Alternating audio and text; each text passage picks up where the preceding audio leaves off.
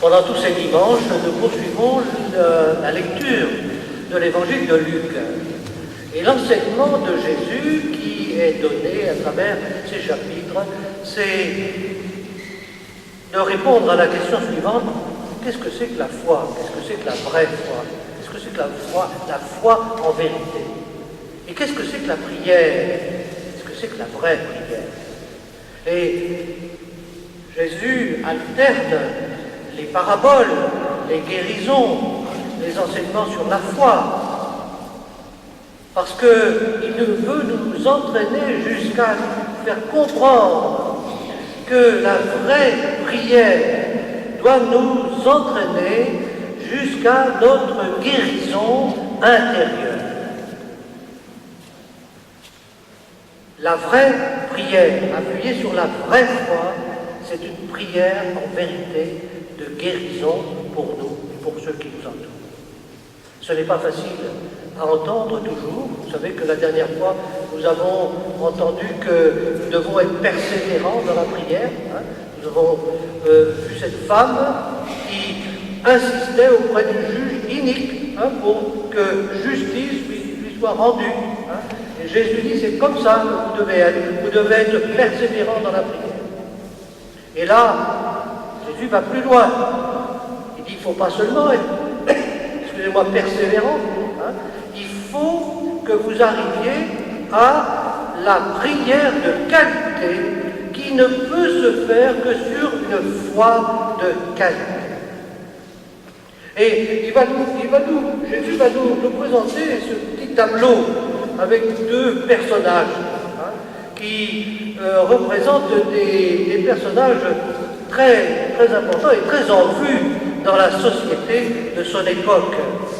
On ne peut pas faire plus contrasté. Jésus, il va très fort. Les pharisiens, c'est le groupe des religieux les plus religieux d'Israël, admirés de tous par l'exactitude avec laquelle ils accomplissent les commandements de la loi. Et non seulement ils accomplissent les commandements de la loi, mais ils vont jusqu'à imiter ce qui est demandé aux prêtres alors qu'ils ne sont pas prêtres. Et en face, Jésus met le groupe sans doute le plus méprisé et le plus haï de toute la société de son époque, le groupe des collecteurs d'impôts. C'est une véritable corporation recrutée par les Romains pour récolter l'impôt. Et ils ont une telle protection de l'occupant, puisqu'ils travaillent avec l'occupant, qu'ils peuvent se permettre à peu près n'importe quoi avec les contribuables. Ils sont haïs et méprisés. Ils sont pris dans un système que nous pourrions appeler aujourd'hui comme une espèce de mafia. Et vous savez que c'est très difficile de sortir de ce genre de système lorsqu'on y a été impliqué. Donc Jésus met en contraste ces deux groupes, des représentants de ces deux groupes, non pas pour nous donner des modèles, mais pour nous inviter à réfléchir à notre propre vie spirituelle. Qu'en est-il de la qualité de notre foi? Qu'en est-il de la qualité de notre prière? Et vous savez, le propos de Jésus est très ciblé.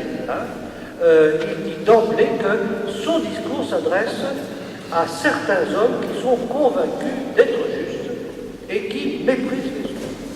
Et il va y avoir un très bon couplet sur les pharisiens, alors que le publicain il va avoir droit à 3 lignes. Jésus nous met en garde sur une certaine manière de pratiquer la religion et de ce que ça peut entraîner. Qu'est-ce que nous pourrions reprocher à ce publicain, à ce pharisien? Rien en somme. Il fait tout bien. Il a les meilleurs comportements possibles. Il n'est pas voleur, il n'est pas injuste, il n'est pas adultère, il n'est pas comme ce publicain, il essaie d'être honnête. Et encore, il en fait encore plus, puisque la loi demande à tous les Juifs de jeûner une fois par an, au Yom Kippour, mais lui, il jeûne toutes les semaines. Et la loi demande effectivement qu'on donne la dîme sur un certain nombre de produits, et lui, il donne la dîme de tout. C'est pas un croyant moyen, il est tout à fait au-dessus d'un moyen. Qu'est-ce que Jésus lui reproche? Il lui reproche d'avoir construit sa religion autour de sa petite personne. Voilà un homme qui s'est monté pour lui-même une espèce de mirador. Il est sur son mirador et il fait sa prière sur son mirador, et du haut de son mirador il regarde tout le monde en méprisant tout le monde, parce qu'il considère que finalement il est quand même non seulement mieux que les autres, mais il est le meilleur. Perversion d'une attitude humaine que nous connaissons tous. Nous ne pouvons pas vivre si nous n'avons pas nous-mêmes une certaine image positive de nous-mêmes.